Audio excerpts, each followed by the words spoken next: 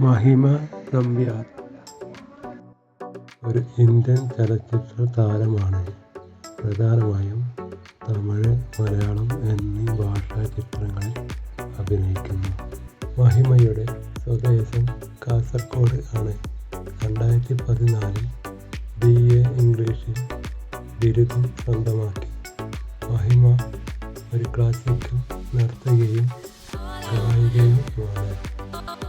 15-ാം വയസ്സിൽ മലയാള സിനിമയായ കാര്യസ്ഥൻ എന്ന ചിത്രത്തിലൂടെ അഭിനയ ജീവിതം ആരംഭിച്ചു.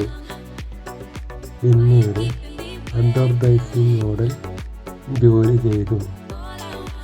ആ സമയത്താണ് സംവിധായകൻ സ്വാമി സിന്ധു ശ്യാമവേലി എന്ന ചിത്രത്തിന് വേണ്ടി ക്ഷണിച്ചു.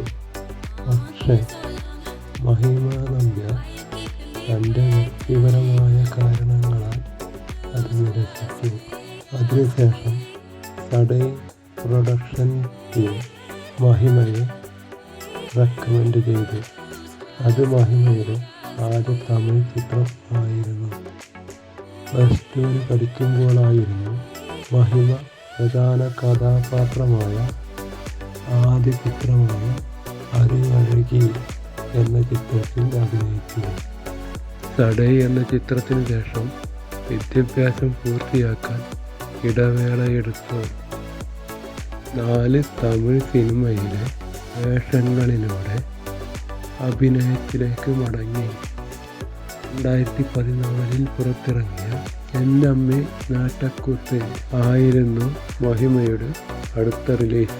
അതിൽ മധു എന്ന നഴ്സായി മഹിമ പ്രത്യക്ഷപ്പെട്ടു.